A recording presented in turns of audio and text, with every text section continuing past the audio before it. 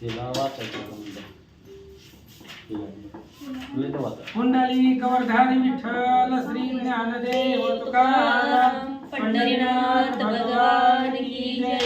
प्रभु श्री रामचंद्र भगवान की जय। लोकाभिरामं रणरंगधीरं राजीव नेत्रं रघुवंशनाथं कारुण्यरूपं करुणाकरन्तं श्रीरामदूतं शरणं प्रपद्ये। आता जैसा हेसी तैसिया नमो तुझ श्रीरामराया तुझेनी कृपे रघुवर्या स्तुती वदवया सामर्थ्य निरांबुज श्यामल कोमलांगम सीता समारोपित वामभागम पालो महासायक चारु चापम नमामि रामं रघुवंशनाथम जेने पंढरी सारिखाची आपुला धामन गाव केला वैकुंठ धीपती विठ्ठल सखा सोयरा जोडियेला जो का भूतळवटी भक्त विरक्त विख्यात हा बोधला त्या श्री संत मानुकोजी चरणी साष्टांग मी घातला पुंडलिक वरदारी विठ्ठल श्री ज्ञानदेव तुकाराम पंढरीनाथ भगवान की जय। प्रभु श्री रामचंद्र भगवान की जय। कपिवर्य रुद्र महारुद्र हनुमान की जय। श्री गणेशाय नमः, श्री सरस्वते नमः, श्री प्रभु रामचंद्राय नमः। निर्दाळुनी आवाळीसी सदरस राज्य सुग्रीवासी द्यावया श्रीराम उल्लासी मित्र कार्यासी अवंचक। कथेचं अनुसंधान ग्रंथ करते श्री संत एकनाथ महाराज या ठिकाणी सांगताय जगाला आणि जीवाला पावन करणारे भगवंताचं चरित्र आहे। भगवान श्रीरामचंद्र राजा सुग्रीवाला विचारताय वालीला मारायचंय आणि सदार राज्य सुग्रीवासी त्याच्या बायकोशी त्याला त्याचं राज्य प्राप्त करून द्यायचंय हे रामचंद्राचा पण आहे। म्हणून भगवान श्रीरामचंद्रांना आनंद झालेला आहे आणि मित्राचं कार्य करण्यासाठी भगवान परमात्मा तयार झाले। काय म्हणतात स्वकार्य सांडोनिया मागे मित्र मित्र कार्यार्थ लगवेगे श्री रघुनाथ दावे अंगे साय सर्वास्वे शरणागता। भगवान श्रीरामचंद्रांनी स्वकार्य सांडोनी या मागे स्वतःचं कार्य रामाने पाठीमागे ठेवलंय मित्राचं कार्य पुढे करायचंय आणि रघुनाथ धावे अंगे रामचंद्र अंगाने धावतोय। आपण एखाद्याला काम सांगितलं की तिसऱ्यावर ढकलतो रामाचं तसं नाही स्वतः कार्य करण्यासाठी निघालेले आणि स्वतःच्या अंगाने सुग्रीवाची मदत करायचं आहे। मित्राचं काम महत्वाचं आहे आपलं काय राहिलं तर राहू दे महाराज पण रामचंद्रांनी मित्राच्या कामाला मित्र कार्यासाठी महत्व दिलेलं आहे। भगवान श्रीकृष्णाने सुद्धा मित्र कार्यासाठी सुदामासाठी अख्खं त्रिभुवनाचं राज्य दान केलेलं होतं। अशा पद्धतीने रामचंद्र स्वतः सुग्रीवाच्या मदतीसाठी धावू लागले। श्रीराम विचार करी शुद्धू हे तव दोघे सखे बंधू का पडला द्वेष संबंधू पुसत। रामचंद्र विचार करतायत आपण वालीला मारायला निघालोय पण असं ऐकले की हे सख्खे भाऊ आहे। मग एकमेकाचे सख्खे भाऊ असताना एकमेकाचे पक्के वैरी झालेच कसे दोष कुणाचा आहे अपराध कुणाचा आहे आपल्याला काही माहिती नाही। आपण उगा त्या सुग्रीवाचा कैवार घेतला आणि वालीला मारायला निघालो हे चुकीचं आहे। म्हणून आधी ह्या दोघांमध्ये चुकी कुणाची आहे अपराध कुणाचा आहे हे विचारून घ्यायला पाहिजे। म्हणून रामचंद्राने सुग्रीवाला जवळ बोलवलं आणि सुग्रीवाला काय विचारतात तुम्ही दोघे बंधू सहोदरा तुम्हा दोघात का पडले वैर तेही अतिशयसी दुर्धरा एरा घातक। रामचंद्राने सुग्रीवाला विचारलं सुग्रीवा अरे तुम्ही तर सख्खे भाऊ होतात एकमेकाला सोडून पाणी सुद्धा पित नव्हते मग एवढे सख्खे भाऊ असताना मग दोघांमध्ये वैर का पडलं ते वैर काही साधं आहे का एरा घातक एकमेकाला बघितल्यावर त्याचा जीवच घेऊ वाटतो एवढं एकमेकाचा जीव घेण्यासाठी उतावेळपणा मग एवढं दोघांमध्ये वैर पडण्याचं काही कारण आहे कशामुळे पडलं मला सांग या वैराचे मूळ कारण समूळ सांगावे संपूर्ण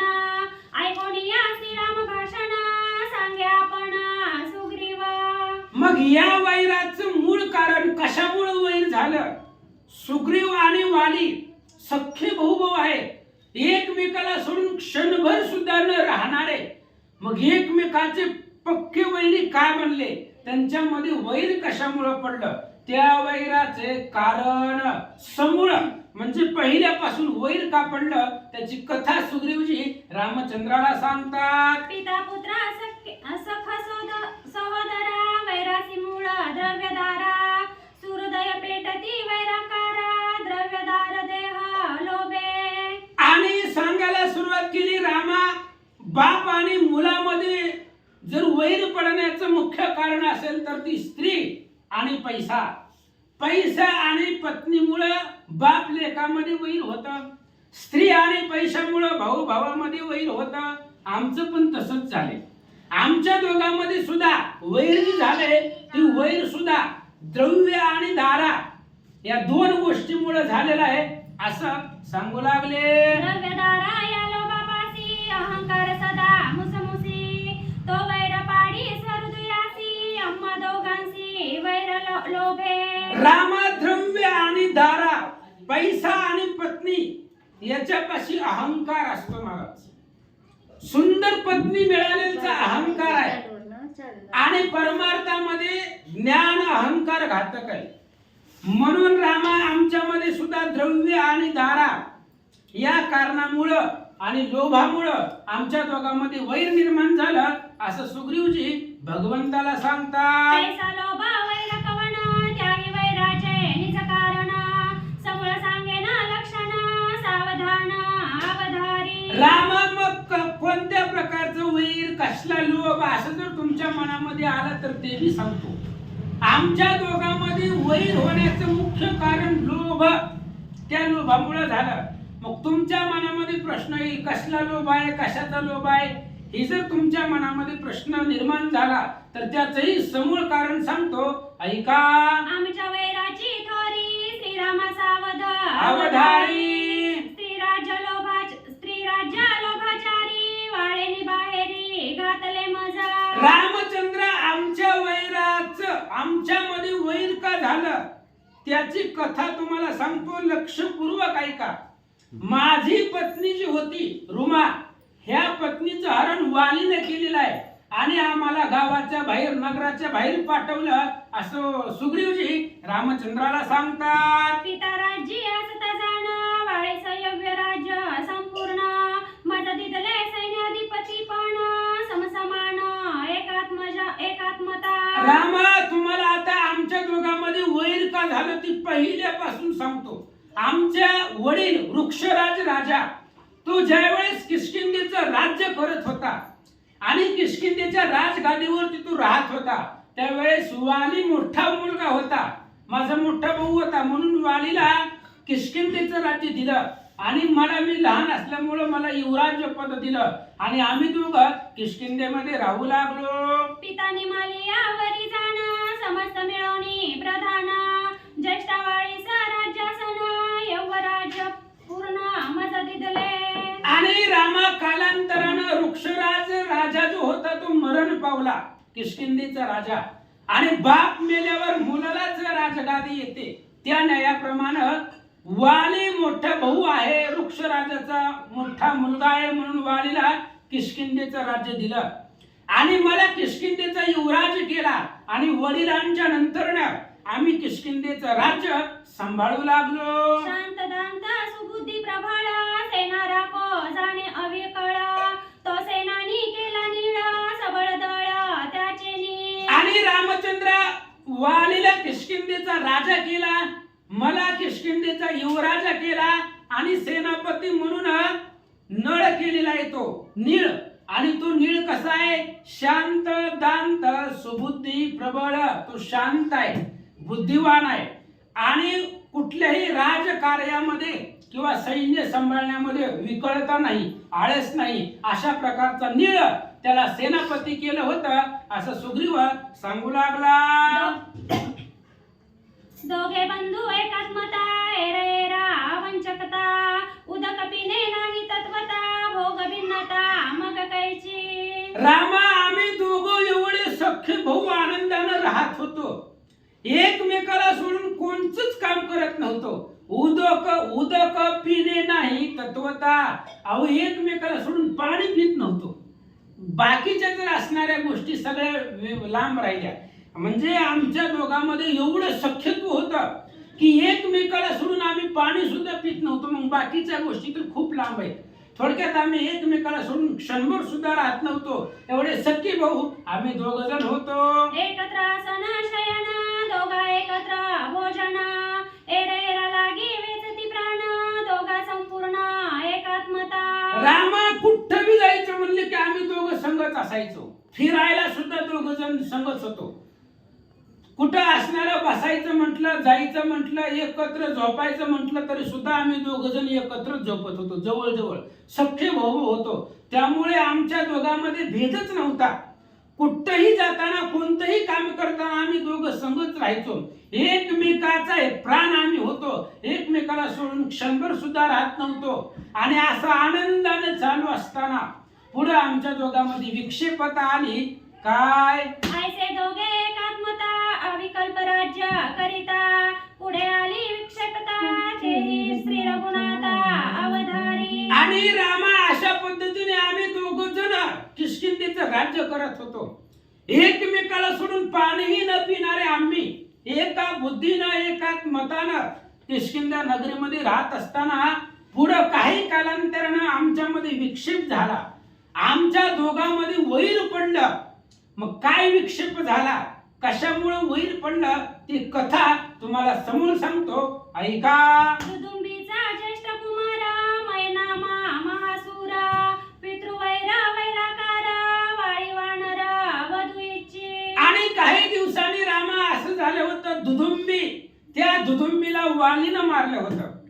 आणि त्या दुदुंबीचा मोठा मुलगा मयासूर, तो मयासूर बापाचा बदला घेण्यासाठी, बापाचा सूड घेण्यासाठी वाळी वानर वधू इच्छी, त्या वाळी नावाच्या वानराला मारण्याची इच्छा त्या मयासुराच्या मनामध्ये होती. म्हणून राम तो किष्किंधेला आला. विभांडोनिया किष्किंधागड वाळी मारीन हे मानसी होड घेऊन दुदुंबीचा सूड गर्वारूढ होऊन आला.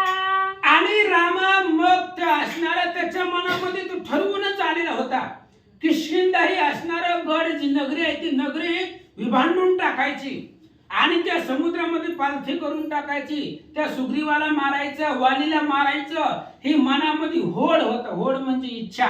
त्यानं मनामध्ये ठरवून तो मयासूर आमच्या नगरीमध्ये आला. किष्किंधेच्या महाद्वारी मया आला मध्यरात्री. हा, गरजत गरगरास्वरी गिरीधरी दुमदुमल्या. रामा तो असणारा किष्किंधेच्या महाद्वारावरती मध्यरात्री आलं. दिवसा नाही आलं. ती राक्षस आहे, त्यांना निशाचर म्हणतात. रात्रीचं फिरत असतात ते राक्षस.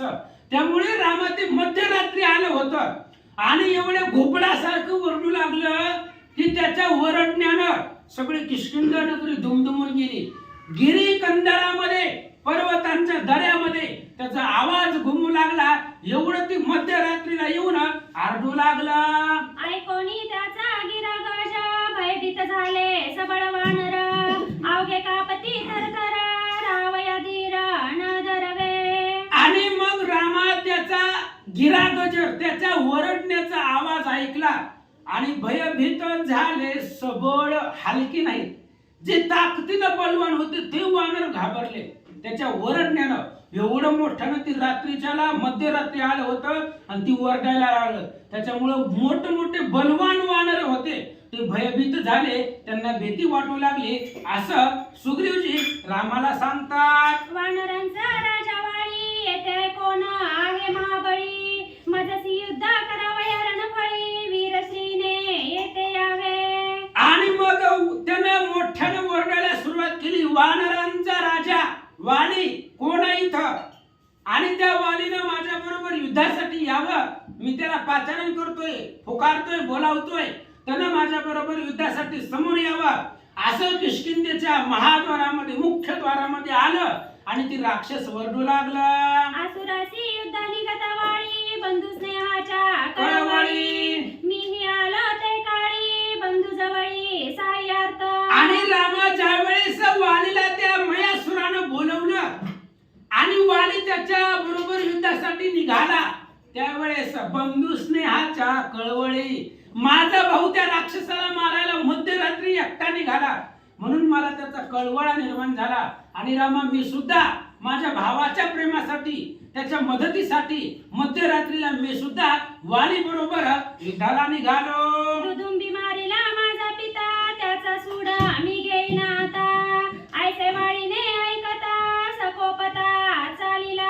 आणि त्याच्या मनामध्ये एकच इच्छा होती दुदुंबी माझा बाप हे वालीनं मारला आणि मी माझ्या बापाचा सूड घेणार बदला घेणार म्हणून ह्या वालीला मारणार ही इच्छा त्यानं मनामध्ये धरून आलेला होता असं सुग्रीवजी रामाला सांगतात. वाळीने देताची आरोळी दुदुंबी पुत्राची बसली टाळी आम्हा दोघा देखता बडी धाके तत्काळी पळाला. आणि रामा त्या वाळीनं मोठ्यानं आरोळी दिली.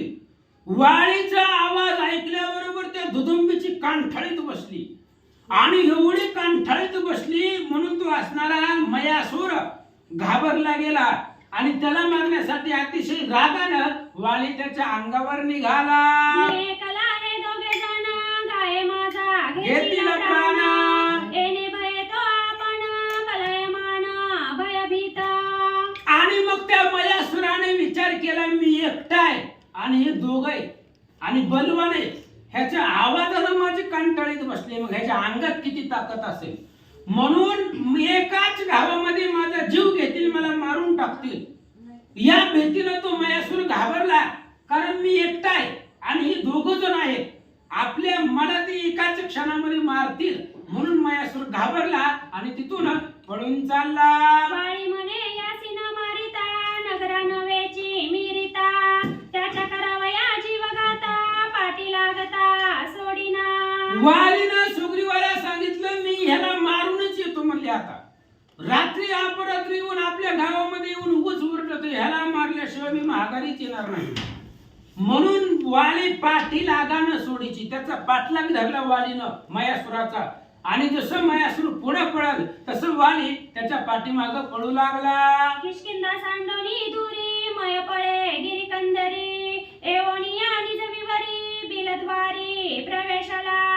आणि मग किष्किंधा लांब राहिली महाराज खूप लांब राहिली आणि मयासूर त्याच्या ठिकाणावरती गेला राक्षसांचं ठिकाण आहे आणि त्याच्या असणाऱ्या परिसरामध्ये गेल्यानंतर स्वतःच जे काय असणारं राक्षसांचं बीळ आहे त्या बिळाच्या दरवाजापर्यंत हे मयासूर आला. अतर्क्य बिळा ते सर्वांसी असुर त्या बिळी बिळवासी आम्ही अंधारी लक्षणी त्यासी बिळापासी दोघे आलो. आणि मग ते आतर्क्य बीळ होतं कोणाच्याही लक्षामध्ये येत नव्हतं अशा प्रकारचं ते बीळ होतं राक्षसांचं आणि त्या बिळामध्ये ती मयासूर घुसला गेला आणि त्या बिळामध्ये कोट्यवधी राक्षस होती त्याची म्हणून ते असणाऱ्या बिळाच्या तोंडाला आलं ती बिळामध्ये राक्षस मयासूर गेला आणि त्याच्या पाठीमागे बिळाच्या दरवाजापर्यंत वाली आणि सुग्रीव तिथं येऊन थांबले.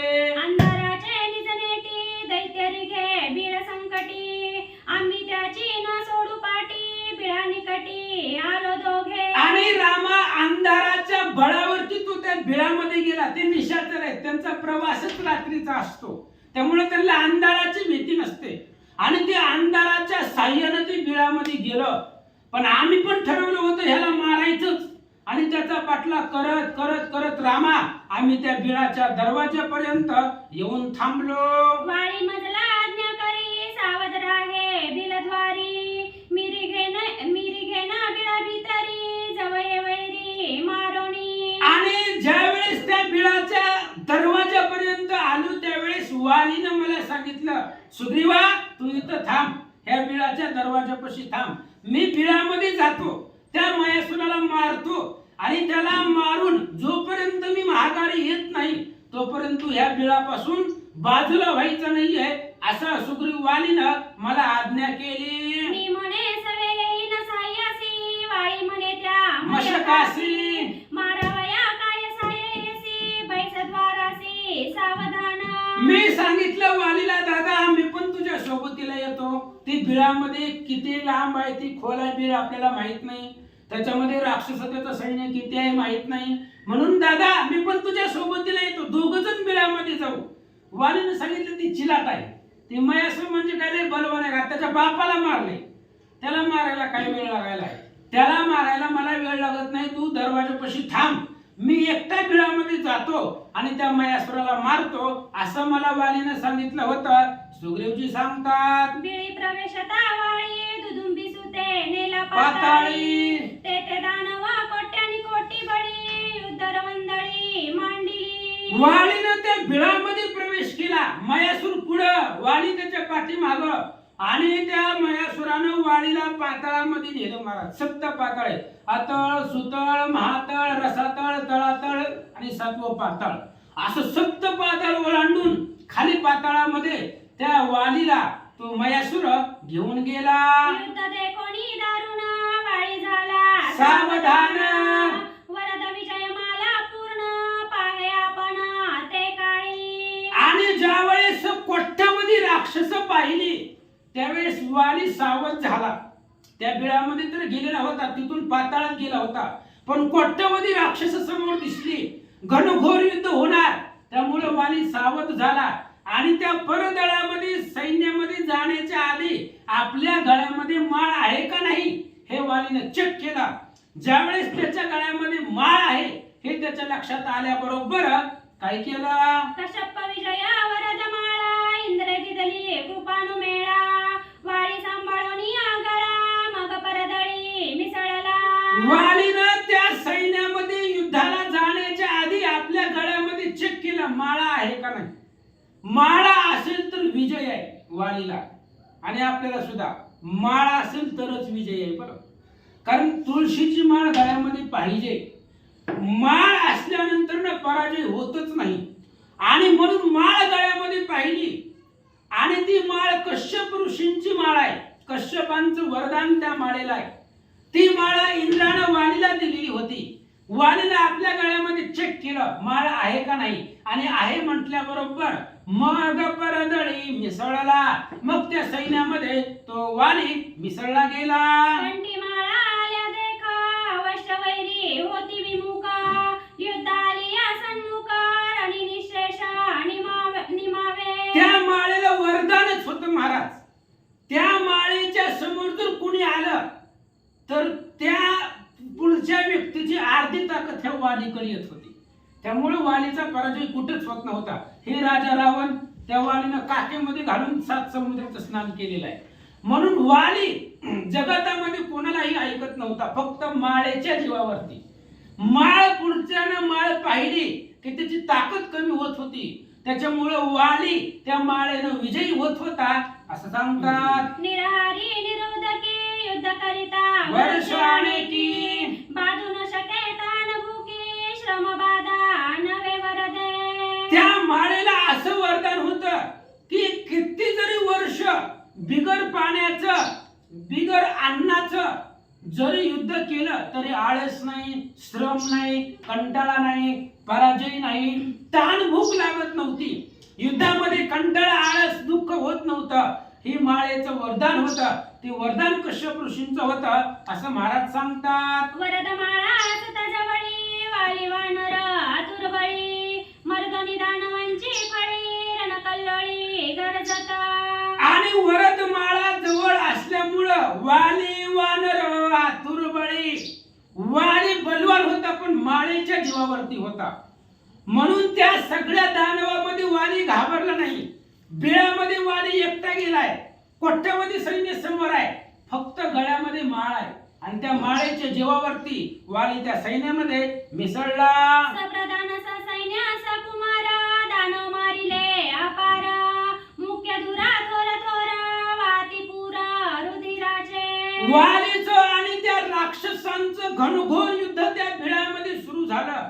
वालीने त्याचे प्रधान, त्याचे सैन्य, त्या महेश्वराचे प्रधान सैन्य सगळं मारलं गेलं आणि रक्ताचा पाट नद्याच्या नद्या वाहू लागल्या. दानव मारिले अमित उरले ते पळाले समस्त.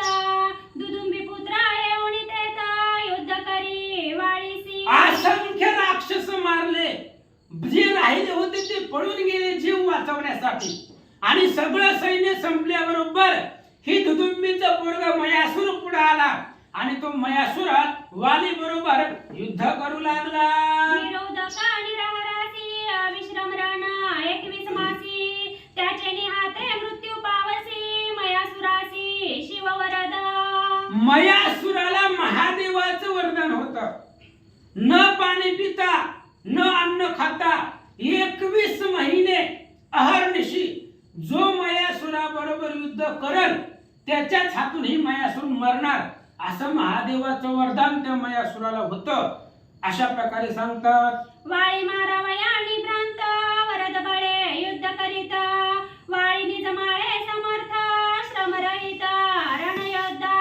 आणि मयासुराला वरदान होतं महादेवाचं आणि वरदान असल्यामुळं वरदानाच्या बळावरती वालीला मारण्यासाठी ही मयासुर युद्ध करू लागलं. आणि वाळी निज माळे समर्थ स्वतःच्या गळ्यामध्ये जी माळ होती त्या माळेवरती वाली बलवान होता आणि त्या माळेच्या जीवावरती वाली युद्ध करू लागला. 15 मास रणदुर्धर मयासुरासी सुटले रुधिर अशुद्ध पूर्ण झाले विवार बाहेरी पूर प्रवाह. आणि 15 महिने युद्ध दोघांचं घनघोर सुरू होतं महाराज. 15 महिने म्हणजे 1.25 वर्ष आणि 15 महिने दोघांचं घनघोर युद्ध सुरू असताना 15 महिने मी बाहेरचं वाट पाहत बसलो. मी बसलो बलद्वारी काय वर्तले भीतरी ते मी नेण्यांची बाहेरी 1.25 वर्ष डक्कल. रामा मी काय झालं मला माहित नाही. मी बिळाच्या बाहेर ह्या होतो. आकड्यापासून ह्या आकड्यापर्यंत बिळाच्या आतमध्ये काय झालंय मला माहिती नव्हतं. आणि 1.25 वर्ष 15 महिने मी बिळाच्या बाहेर माझ्या भावाची वाट बघत बसलो होतो. काय झालं होतं बिळामध्ये काय चाललंय मला काहीच माहिती नाही असं सांगू लागला. नंतर आतून आलो या पुढचं तव वीरांचा रणक्रोध तिथून पुढे वाचायचं. तव वीरांचा रणक्रोध भीमावेशे गरजत शब्द नौपूर्णपणाचे सद्बुद्ध अतिविरुद्ध ऐकिले. आणि रामा 15 महिन्यानंतर त्या बिळाच्या दरवाजामध्ये मी 15 महिने उभा होतो आणि 15 महिन्याच्या नंतर ना आतमधून राक्षसांचा ओरडण्याचा आवाज आला. एकमेकाचा आरडण्याचा ओरडण्याचा आवाज मला बिळाच्या बाहेर 15 महिन्यानंतर न आला असं सुग्रीव वालीला सांगतात. राहे साहे वीर शूर परो नको धरी धीर घाय वाजवी निष्ठुर घाये वीर उंबती. आणि मग त्या बिळामधून आवाज येत होता. राहे साहे शुवीर शूर पळू नको थांब माझ्या बरोबर युद्ध कर अशा प्रकारचा ओरडण्याचा आवाज त्या बिळामधून मला 15 महिन्याच्या कालावधीनंतर मी माझ्या कानानं ऐकला. एक रडत एक पडत एक कणत एक कुंतत ऐसे वीर विकृत म्या हे समस्त ऐकिले. आणि मी सगळं ऐकलं रामा. 15 महिन्याच्या कालावधीनंतर ना कोणी रडतंय कोणी पडतंय कोणी कणतंय कोणी कुंथतंय अशा प्रकारचं विकळित झालेलं युद्ध त्यांच्या असणारे ओरडण्याचा रडण्याचा आरडण्याचा आवाज मी माझ्या कानानं ऐकला होता असं सुग्रीव रामाला सांगतात. ऐसे शब्द जव ऐकता तव बिळावातून रक्त निघाले अति प्रवाहित सते नव्हतत बलद्वारी. आणि रामा अशा प्रकारचे शब्द मी ऐकत होतो त्या उड्या वेळामध्ये त्या बिळामधून रक्त फेस आलं जसं पाणी उकळल्यानंतर खालून वर उसळतं तशा प्रकारचं ते असणारं रक्त बाहेर त्या बिळाच्या बाहेर येत असताना मी पाहिले. बिलद्वारी देखून रक्त वाळी मारिला युद्धांत तेने मी झालो दुःखाभिभूत पडिलो मुच्छते आक्रंदे. आणि रामा त्या बिळाच्या दरवाजामधून रक्त आलेलं मी बघितलं. मला वाटलं माझा भाऊ मेला कारण 1.25 वर्ष 15 महिने झालं. 15 महिने बिळामध्ये काय झालंय मला माहिती नव्हतं. 15 महिन्याच्या कालावधीनंतर आरडण्याचा ओरडण्याचा आवाज आला. रक्ताची पाठ बाहेर आले. मला वाटलं माझा वाली युद्धामध्ये मारला गेला म्हणून तिथं बिळाच्या दरवाजाला मी रामा मूर्छित पडलो. वाळे ऐसे बंधू निधान रणी पडिले आक्रंदोन त्यांचा सूर घ्यावया जान बिळे आपण रिघोप आहे. माझ्या वाली सारखा भाऊ मेला म्हणून मला खूप दुःख झालं रामा. आणि त्या वाली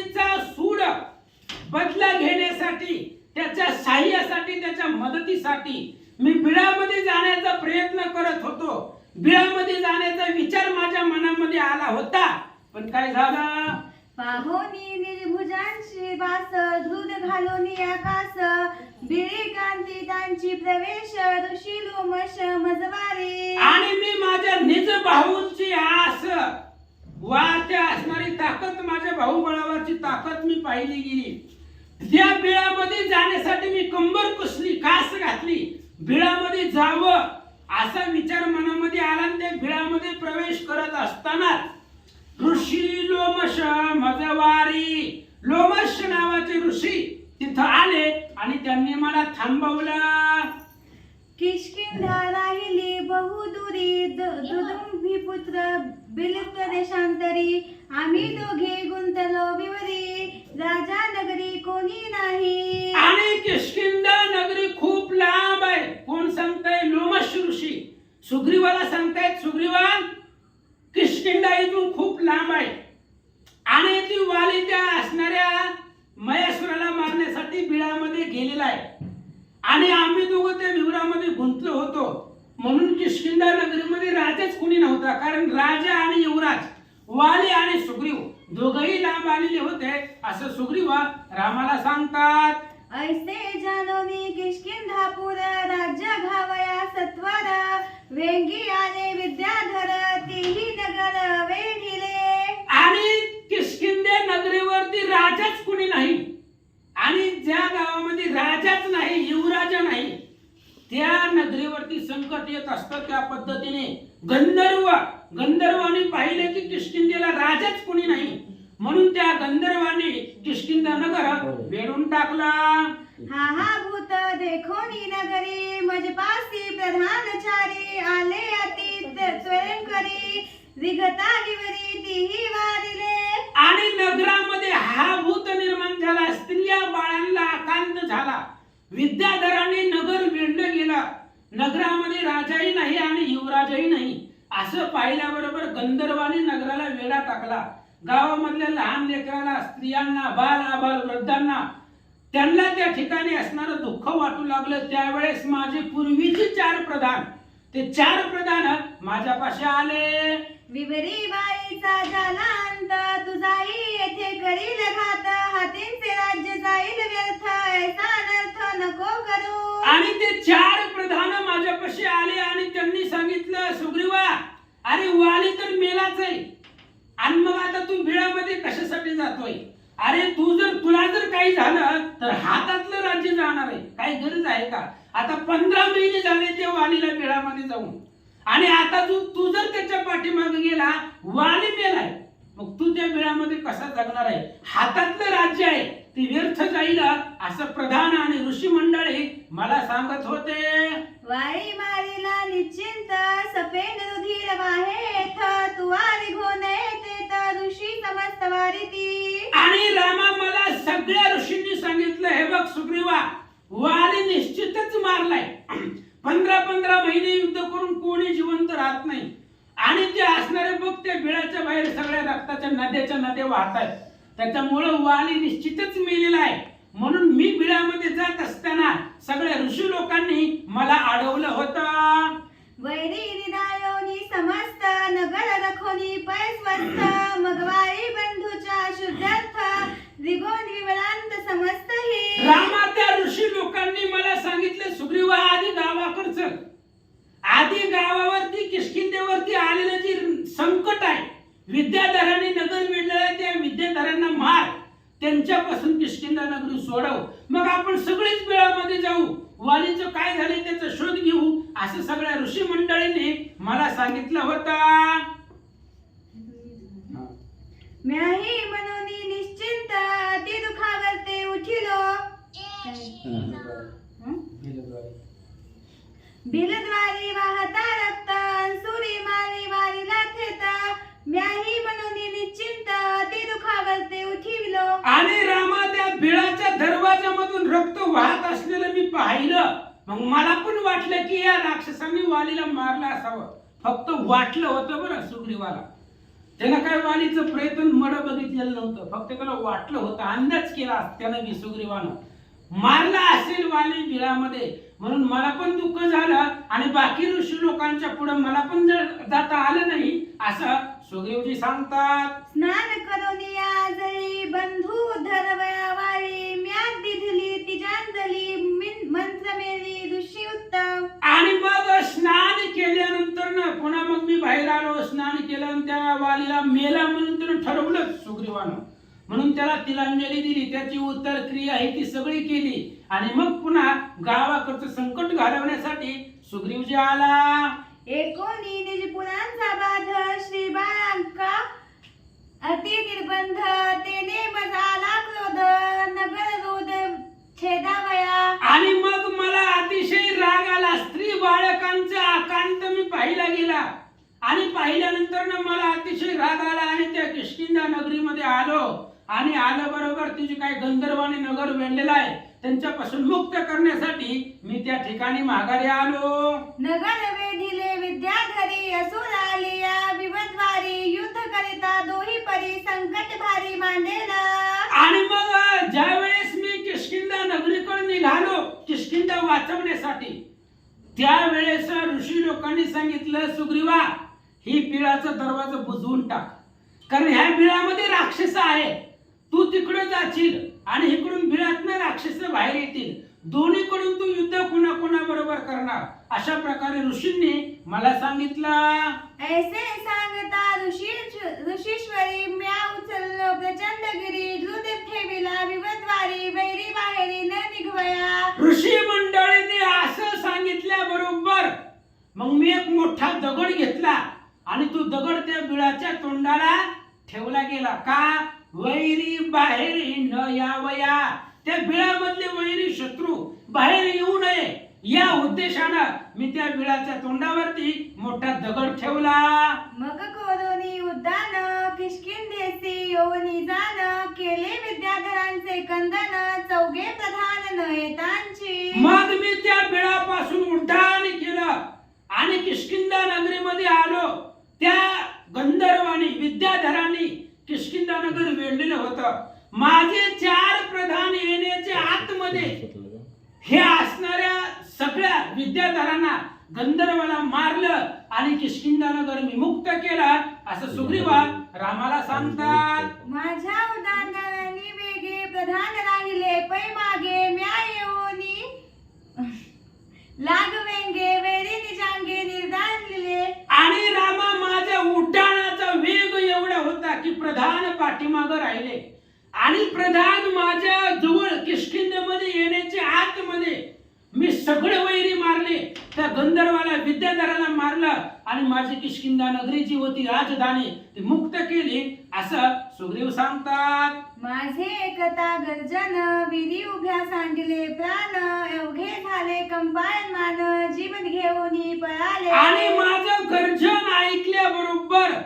वीरांनी जे काही गंधर्व होते त्यांनी उभ्या प्राण सोडला, म्हणजे माझी धास्ती घेतली, माझी भीती घेतली, मला घाबरले आणि मला घाबरून ते मी आल्याबरोबर ते विद्याधर गंधर्व जे होते ते पळून गेले. स्त्रिया बाहे केली निर्मुक्त नगर सुखी करोनी समस्त माझा देखोनी पुरुषार्थ संतोषता ऋषीवर्य. आणि रामा स्त्रिया बाळांना बंधन होती, ती स्त्रिया आणि बाळ लेकरं वृद्ध सगळी मी मुक्त केली, म्हणजे वाचवलं त्यांना ते विद्याधरापासून. आणि माझा पुरुषार्थ पाहिला गेला त्यावेळेस सर्व ऋषी मंडळींना आनंद वाटला. येऊनी जेव्हा पाहती प्रधान तव्व म्या केले अरिमर्दन तेने हर्ष चौघे जण संतोषोन सुखी झाले. आणि हे चौघे प्रधान पाठीमागून आले, ती येण्याच्या आतमध्ये मी गंधर्वांना पळवून लावलं, किष्किंधा नगरी मुक्त केली आणि माझा पुरुषार्थ पाहिला गेला. आणि पाहिल्याबरोबर मग ते असणाऱ्या गंधर्व त्या माझ्या 4ही प्रधानाला आनंद वाटला. माझा पुरुषार्थ देखोन चौघे प्रधान ऋषी सज्ञान किष्किंधेचे राज्य संपूर्ण अभिषेचन मत केले. आणि माझा पुरुषार्थ पाहिला माझ्या 4ही प्रधानांनी, त्यावेळेस त्यांना आनंद वाटला. आणि मग शून्य असूनही राजधानी किष्किंधा ही राजनगरी आहे, राजधानी आहे, त्या राजगादीवरती कोणीतरी मालक असावा, राजा असावा, म्हणून सगळ्या प्रधानांनी ऋषी मंडळींनी मिळून माझा अभिषेक किष्किंधेवर केला. पूर्ण पश्मा समर्पयंत प्रजा सुखी केली समस्त राज्य करोनी